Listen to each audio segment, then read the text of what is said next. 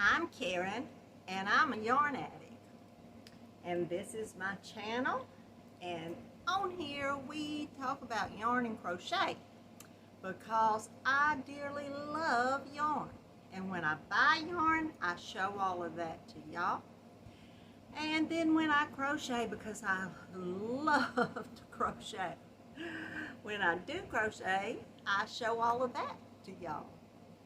So if you're interested in yarn or crocheting or talking about yarn, looking at yarn, seeing crocheting, and all good stuff like that, if you want to come on over and join with me, I would love to have any of you that would. I also have a Facebook group. If any of y'all out there that have Facebook and you haven't joined my Facebook group, I would love for you to. You can come over and show all the things you've made, or you can just look at what everybody else has made. You can post any yarn hauls you have, or you can ask any questions you might have. So I would just love to have you. It's linked below down in the description box. Also, I have Instagram and Twitter where I don't do a lot on. Keep saying I'm gonna start doing things and just haven't yet. Well, I don't know if many of y'all know, my granddaughter Hazel has gotten COVID. She's doing fine. She's been very congested and started coughing, and so her mother has COVID.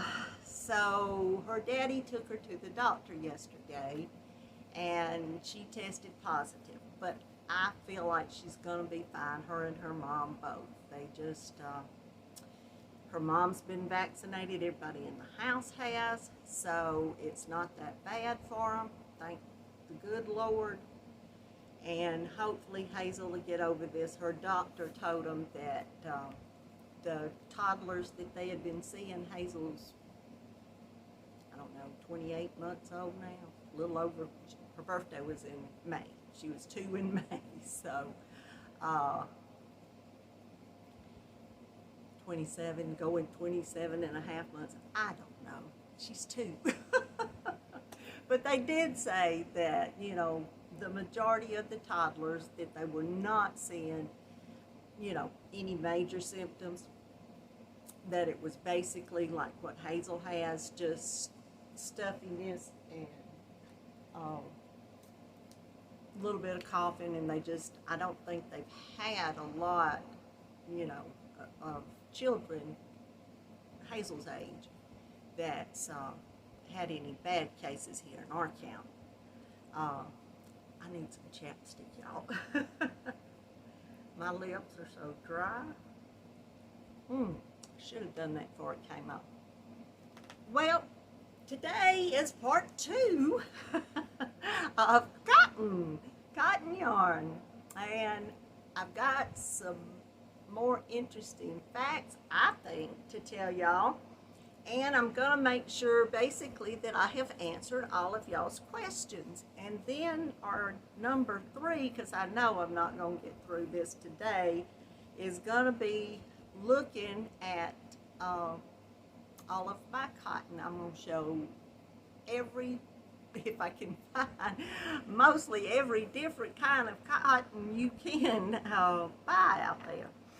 So I wanted to go over, and hopefully this will answer the majority of your questions. I know everybody, well, all of y'all that talked about, you know, having a question, it was what the different types of cotton were, and one person asked the different types of cotton and what they were used for, and you know what the different weight cottons, what they were best for and what they were used for, and then about some cotton blends. So I'm gonna go over again. I know y'all heard part of this, but to be able to answer these questions, I got to go back over.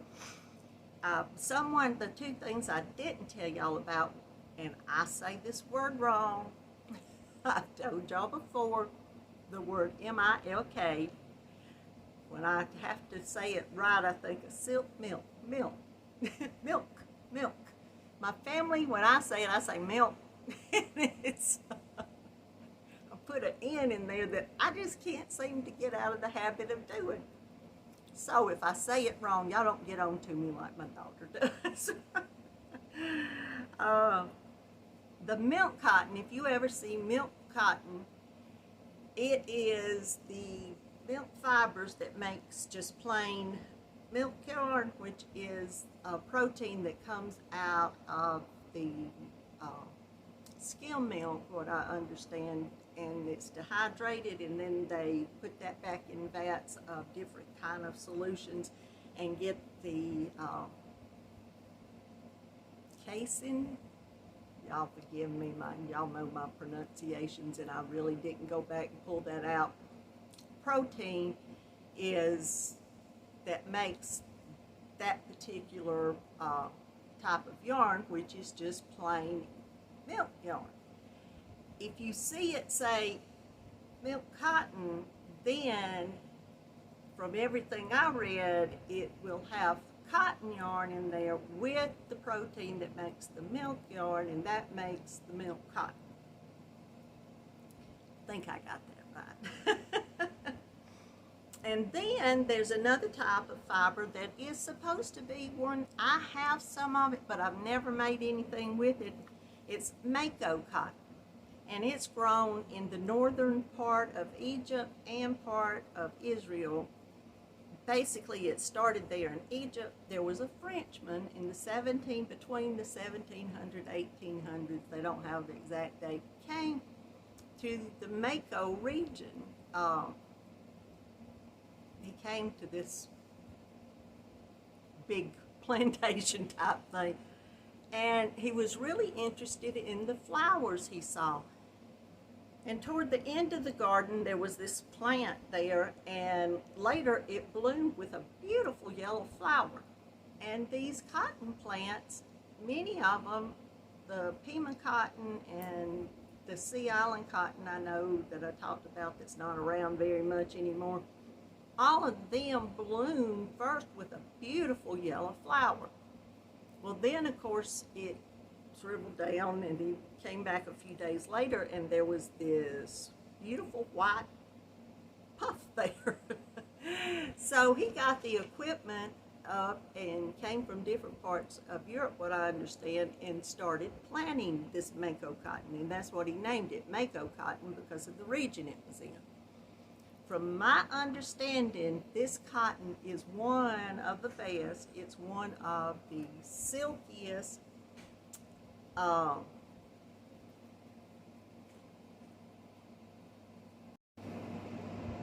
sorry about that. I hope I can pick up where I left off. Cam came through. But the Mako cotton, the one very interesting thing I thought about, I found out about it, and I went and read because I wanted to find out if they were still doing it today.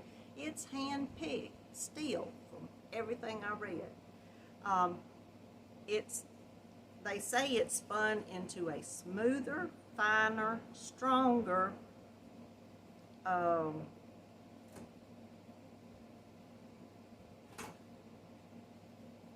smoother, finer, and stronger cotton than a lot of the others.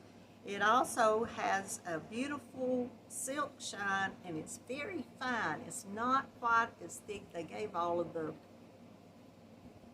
how long they are. It's up there with the longest stapled cotton, but it's a finer, the diameter around it, that's the right. I couldn't write down all this stuff, y'all. I'm trying to remember it. Y'all know how my mind is. But it is a thinner, finer cotton. And what I've seen a lot of the Mako cotton is a lot of 4-weight cotton and bulky cotton. They do a lot when they are making it in yarn. I just looked through at all the different kinds that I saw that were Mako cotton. Line Brand has a beautiful Mako cotton. There's not a lot of colors of it right now, but I believe it has nylon in it. A lot of the Mako cotton I saw, even though it's a stronger you know, cotton, it's so fine that evidently they put nylon. It's just like 90% Mako cotton, 10% nylon is what I saw in a lot of different yarns that were made from Mako cotton. I started looking, and you can see some cottons labeled cumulus cotton, and at first I thought, well, that's just the name of it, but there's several different yarns that have the name cumulus cotton. The cottons were named that for the cumulus clouds, for being so fluffy and soft looking, and I could not find that they actually grow cumulus cotton. All I could find was that a lot of this cumulus cotton is actually Mako cotton and blended with, you know, like a little bit of nylon or some other stuff, which makes it, and I read somewhere down in all of my things that some of the cumulus cotton was a combed cotton, which makes it fluff up and be a lot fluffier yarn. But they do a lot of chainette construction with it, and then just the regular chain yeah, the little chain looking construction, and not the chainette's real thin like and wound, just a whole little bunch of chains. I'll show y'all some next video. But those two, if you see cumulus cotton, look and see if it says if it's made out of Mako cotton or 100% cotton. My guess is if it's just 100% cotton, it's a nice cotton and that has been like combed to be fluffier. And if it's Mako cotton, then it's just this real nice fine cotton blended with, most of the time I saw all of them that I could find was nylon to put with it. I'm going to look on that line brand, and then I have some ice yarn that's Mako cotton. So I'll get that out and show y'all. But I did want to tell y'all about that. I think with most of the questions that I have, I basically tried to answer. When I told y'all about the mercerized cotton, that cotton, after you wash it, it can feel kind of rough and stiff to begin with, and once you crochet it up, it'll get, you know, kind of softer just using it, but after you wash it, it will get even softer. All cottons, after you wash them, will get softer. But with the mercerized cotton, the only thing that I read about it was if you wanted a more like softer, natural drape to things, that it might be better to use a cotton that was not mercerized. So, and the mercerized cotton is just a process which it makes the cotton stronger, gives it a lot more strength, and then adds a shine to it. And I think evidently they're going for just making that a stronger, you know, shinier type cotton. Cotton does dye very well. I had a question about cotton yarn dyeing. It takes dye extremely well. Used to, we didn't see a lot of different colors with cotton, and for a long time, maybe I wasn't looking at the right place. Maybe I just, you know, glanced through things years ago. But they were a lot of pastel colors and then muted colors. You know, you would see them, different cottons, or at least I did around where I shopped. And they, you know, just all look kind of muted or pastels. And one of the reasons is that cotton yarn, the darker colors have a tendency to bleed or fade away. I don't know with some of the hand dyeing they do now if there's something special that they can do to kind of help prevent that, but I've seen a lot more brighter, brilliant colors out now, even with your big companies they're coming out with a lot more, you know, better colors, I guess, in my opinion. But, and I did talk about the cotton once you crochet it up, it can have a tendency to stretch. One of the things that it said to prevent that from happening, use a smaller hook and a more dense fabric. Cotton yarn is one of the best, most durable yarns out there. I mean, it's great. I read this story of this woman that bought a child's jacket in a second-hand shop, said it was in perfect condition and it had been either hand crocheted or knitted. I forgot what she said.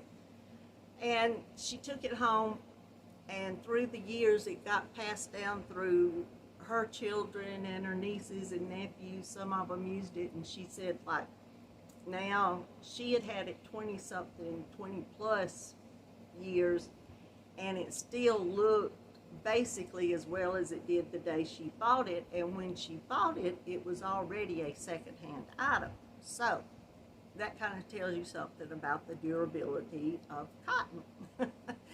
Basically, if you make like a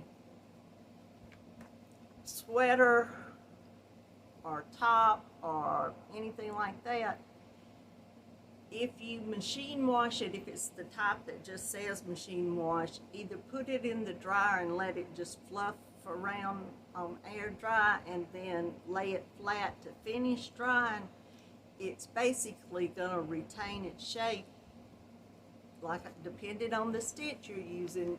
You know, it does have a tendency. I know someone told me that they had made a bag, and after it was used, that it really did stretch. And bags, usually when we're using, you know, more of a lace or open stitch, they do have a tendency to stretch. So you have to kind of watch out for that.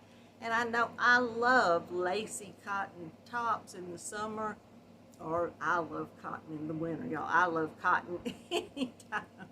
It's ideal for summer wear because it is lighter and more breathable than a lot of other fabrics, and it does absorb water. So if you're out and you're hot, it's going to absorb, you know, get the moisture from your body. But in turn, also, when it absorbs water, like when you're washing it, it does get heavy. If you've ever had a 100% cotton towel, something big, and you pick up a wet cotton towel, it's heavy. But you know, you can watch out for the way you're crocheting with it. Like it said, use a smaller hook, a more dense, you know, fabric, or if you want like a lacy stitch. To me, I love using the 2- and 3-weight cotton. To me, they make a lot prettier fabric, and that's just my opinion. No, you know, there's 4-weight cottons out there, and they crochet up, you know, very good and make different things. But when you get to a 4-weight cotton, in my opinion, you're getting the thicker yarn, and then if you don't want that type of thing, then you need to go down to a 3- or 2-weight, or even a fingering weight. I've made a lot of things with fingering weight cottons, and they're beautiful. They turn out gorgeous, y'all. That's me, my 2 cents. Several people asked me, you know, what my opinion was on it, and I'm going to tell y'all a little more about which yarns I like the best as far as cotton yarns in the number 3 part. There was some questions about cotton blends, and I didn't know this when I started searching for this. They said that with cotton blends, as long as there's at least 20% of the other fiber in cotton, it can take on like the characteristics of the other fiber. Let me see where this was so I won't get this all mixed up and tell y'all. Okay, here it is. It said 20% is considered enough to achieve the qualities of the added fiber. So when you add silk, you get a stronger, shinier garment. Acrylic, it makes it more lightweight. If you have a cotton acrylic blend, then that fabric is not going to be as heavy as just the 100% cotton. And then cotton and wool, any fabric you can put with cotton, and like it said, as long as there's 20%, it's gonna, someone asked about, was wool a good, cotton and wool a good mix, you know, for summer?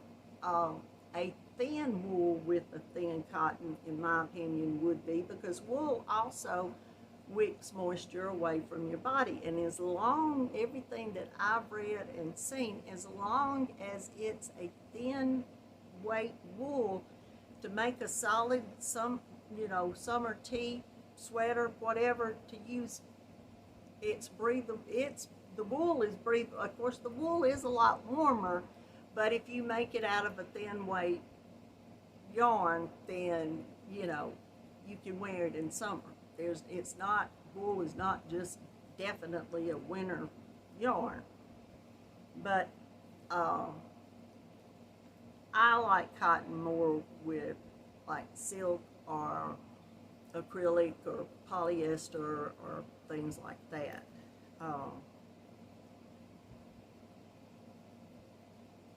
I think I got all of those questions. When I do the next video, I'll tell you more of my opinions about the different cottons that I'm going to show you. And then we were talking in Zoom one day, and we started questioning whether there was a difference in Lily, the company Lily, that produces peaches and cream cotton and sugar and cream cotton. So I emailed Yarnspirations to find out if there was a difference, because several people, was not knowing if there was any difference. And the email I got was that both peaches and cream and sugar and cream are manufactured separately, and each of the brands has its own unique colors and variegated yarns. Peaches and cream is sold exclusively at Walmart, so you can decide for yourself there. I think I got into every type of cotton that I had. Anything, I'll go over this and say I didn't tell them about that. We may go into video 4. Y'all will be so tired of hearing me talk about cotton. Y'all will just look at it and go, nah. I do hope y'all have enjoyed this. I've enjoyed looking at all of the information because it's so interesting to me, and I hope it has been for y'all. And I will, next video, be showing y'all all different types of cotton yarn. I should have just about, I don't probably have every brand of cotton, but I should have every type of cotton. So, and I do have a lot of different brands, so I'll try to show y'all some different brands and, different cotton yarns. But I appreciate so much y'all watching. If you haven't subscribed, my little poor subscribe pillow over there, to my channel, I sure would appreciate it. And if you like this video, I'd appreciate if you give me a thumbs up. And then if you're on a device where you can, I know a lot of people watch on their TVs or through Roku or on a tablet or things that you can't leave a comment, just give me a thumbs up if you will. But all the others, if you can, go down there in the comment section and leave me a comment, because I love reading y'all's comments and I love being able to interact with y'all. I truly do. I love that. I appreciate all of you, all of my new subscribers, old subscribers, middle subscribers, whichever kind of subscriber you are. I appreciate you all. Y'all mean the world to me. But y'all know what I always want you to do. Keep coming back, because I'm, if the good Lord's willing, am gonna be here. And y'all know it. I love you all.